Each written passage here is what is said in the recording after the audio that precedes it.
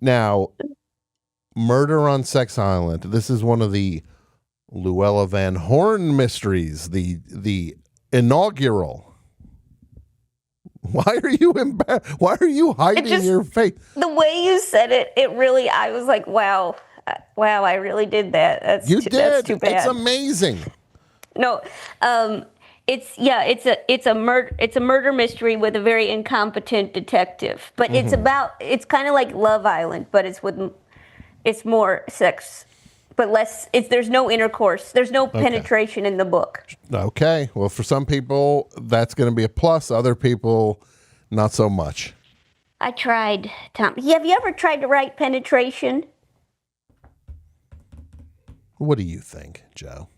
What do you think? I run a very moral, faith-based program here, and this I don't abide by that filth. No. When you say Love Island, are you a fan of... Look, this American Love Island has blown up now all of a sudden. I don't like the U.S. Love. Look, did I watch the last 2 seasons? I did not. I'm a U.K. Love Island fan, hardcore, and this is my problem with the U.S. Love Island. And tell me, because clearly you're into it. I could see by the look on your face, you lit up as soon as I mentioned Love Island U.S. Yeah.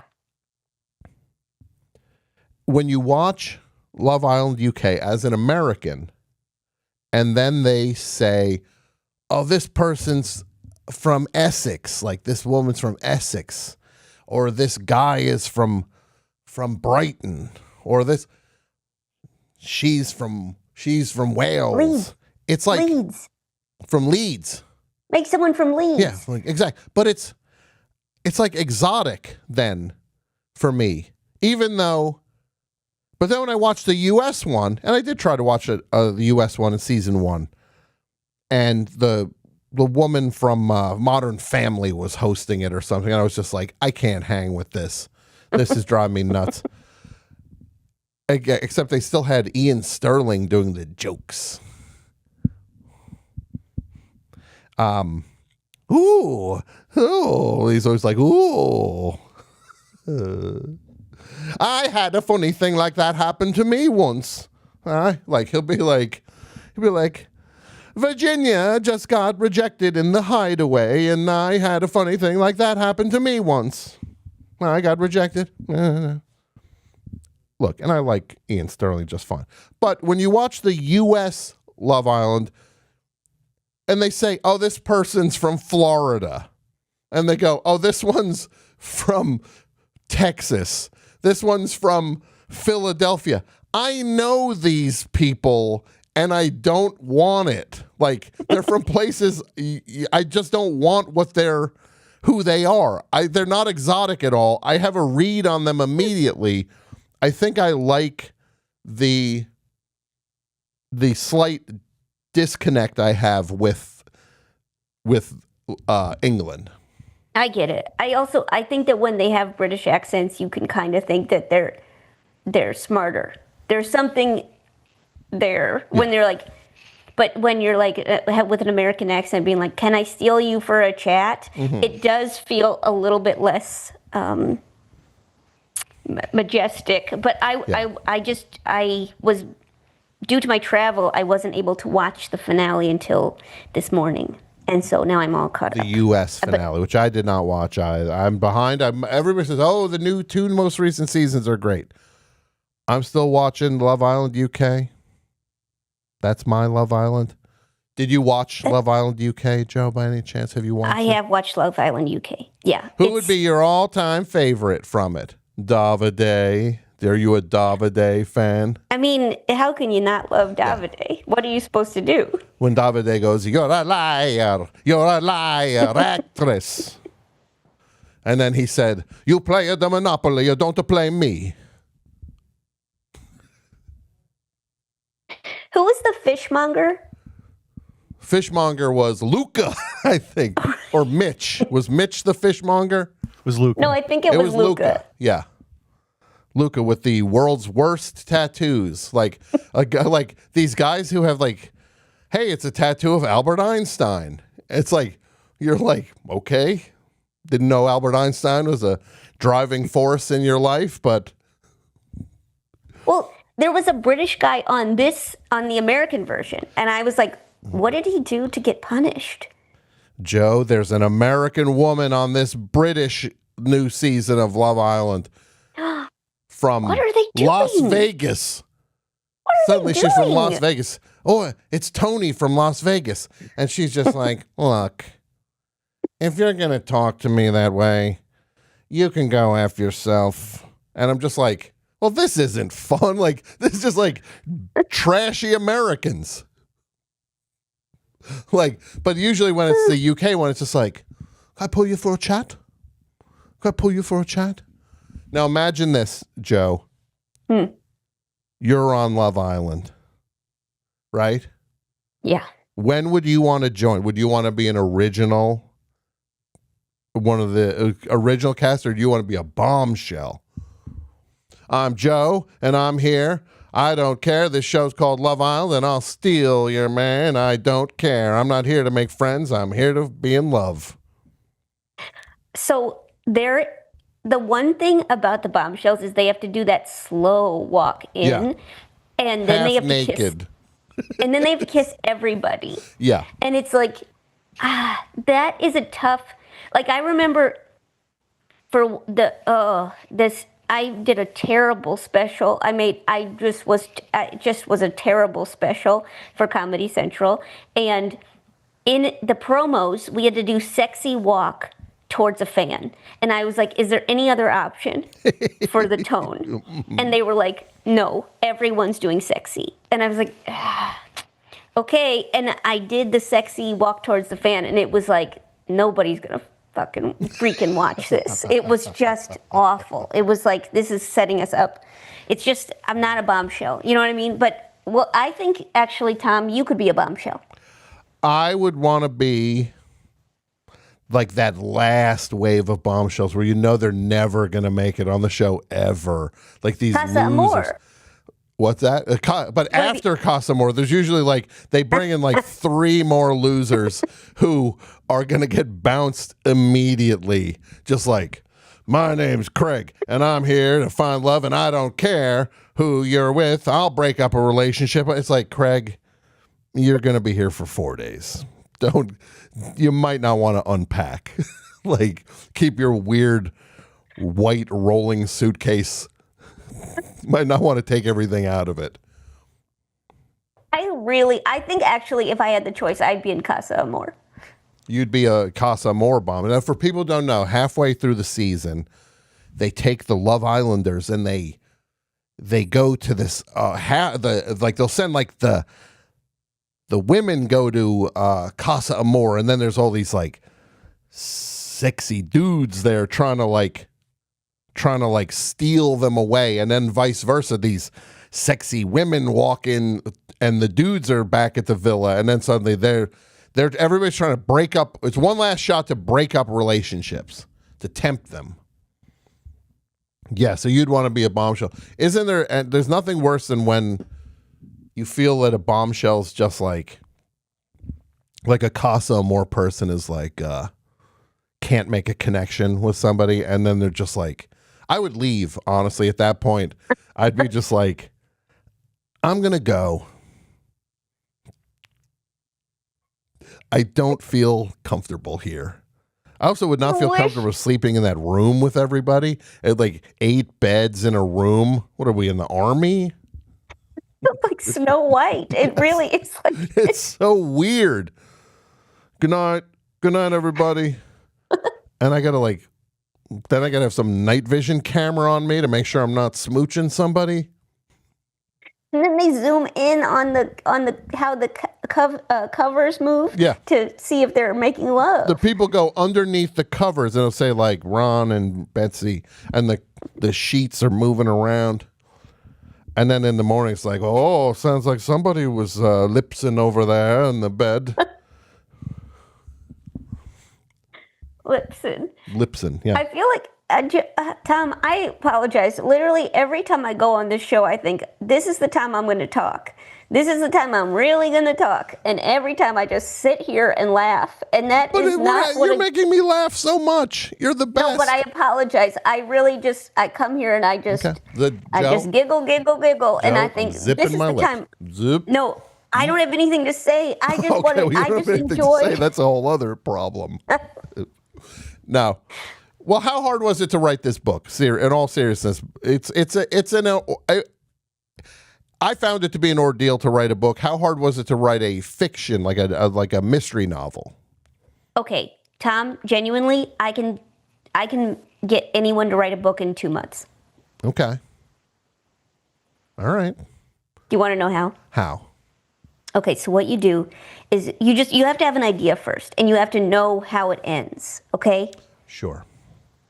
And so and that's like if a mystery, I don't know about other genres, but a mystery, you know how it ends. That's obvious. Okay, and then basically you just make an outline of how to get there the easiest way possible, right? Where it's like, how would you get from the beginning to the end? Gotcha. With a bunch of twists and turns. And then you write 1,000 pages a day. And you don't write any more than that, even if you have energy. And then at the end of the 1,000 words, you say what you're going to write the next day. It's foolproof. Joe, no joke. That is literally how I wrote my book in terms of I set a goal I said I need to write 1,500 words today. I need to write 2,000 words today. And then I would cut myself off hard on it because I didn't want to overdo it, but I wanted to be fresh for tomorrow. The consistency is the key to writing a book. Because, look, a book is what? 80,000 words, 90,000 words. That's 3 months, 4 months. It's like getting through a bag of romaine. You know what I mean? No one's sitting there plopping down on the couch saying, let me chomp down on this romaine while I watch the Gilded Age. It's just you have to eat a little bit every day. Yes. And you'll get through that bag. You are right. That worked for me perfectly, and it is exciting that that's how you did a very similar thing. Are you good with being consistent with things like this, or are you like when you were in school? Did you have like a project done on time, or was there a scramble at the end? Usually a scramble at the end, but I find that as an adult, I mostly try to, because it's like nobody's really, especially this mystery novel, at the first time, nobody was asking for it. So it really was just on me to be like, do you want to do this? Okay. And then it's like, it feels so good to start a project, and it feels really good to finish it. Oh my so you're God. kind of like waiting for that second high. There's this moment, if you write a book, when you finish it, I'm just going to say, you feel like you're better than everybody, honestly, because it's a challenge. It's a challenge to get that thing to the finish line. Even if it's not the hardest thing, it takes a lot of focus and a lot of dedication. And you get that to the finish line, suddenly you're just like, yeah, I wrote a book. Oh, have you written one? Oh, you didn't? You haven't yet? Oh, you have to write a book. So suddenly you're just so, like it's like flying first class or business class when they and look, I'm not doing this out of pocket. I've never put myself up in business. If you're on a work thing, you get to fly business class, and then you walk on the plane. Suddenly the people walking back to coach, they look like animals. They look like garbage people. You're just like kind of like, can you guys hurry through the business class section, please? I kind of don't. Yeah, look, we got a lot of room in the above for suitcases, but you can't put yours up there. Mine's going up there. But then 98% of the time when I'm flying coach, I go through business class back to my seat. I'm just like, look at these fake scum who clearly are up here they did bad things that got them these business class tickets. These are bad people who this is blood money got them up in business class. I am very easily. And then also, You could see the most attractive person you've ever seen in your life on a plane, but if their like hair touches my arm in any way, I want to chop my arm off. Just like the sensation on I'm like, "Whoa." You know that I've seen. I mostly, my favorite airline is Southwest, but they're changing. They're starting to assign seats. Okay. Which now for you, because it's usually that mad dash to That's what I seats. love. So you like that it's got some sort of musical chairs element to it in Southwest. Do they play when you go on Southwest? Is it like they should do that on Southwest.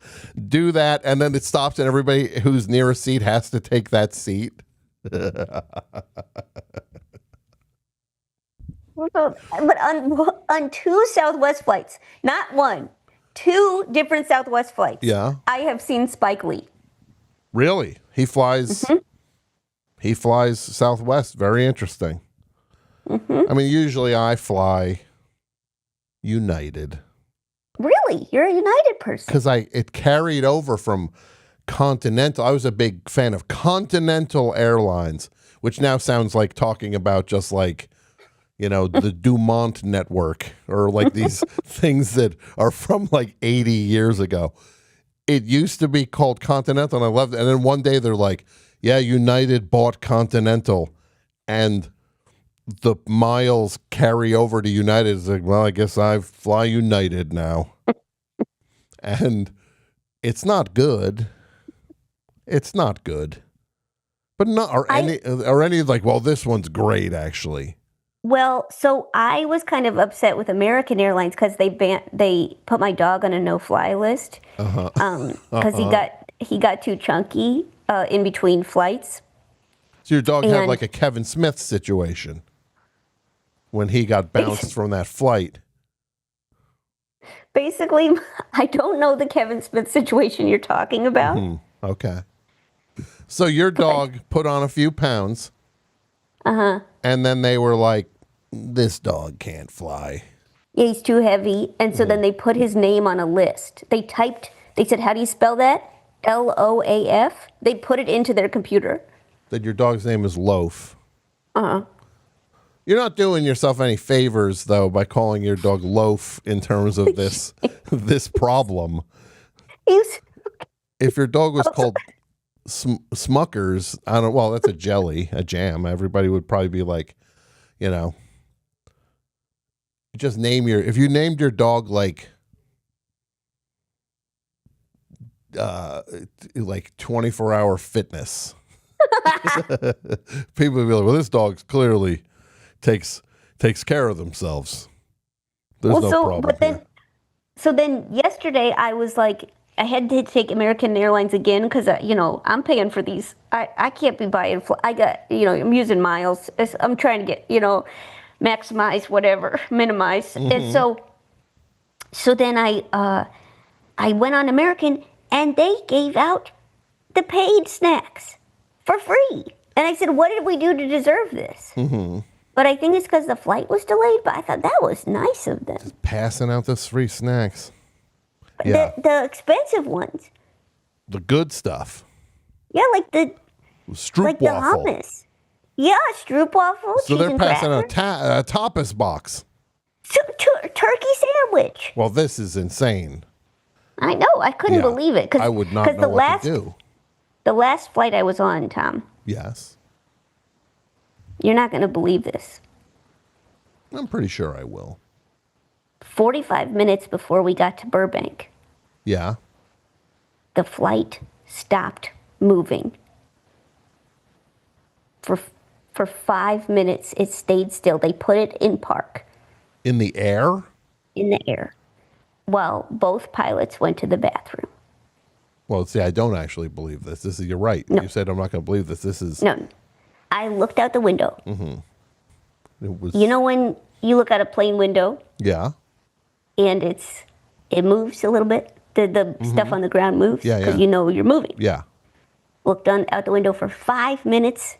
Same vista. You're sure about this? I couldn't be more sure if I tried to be more sure.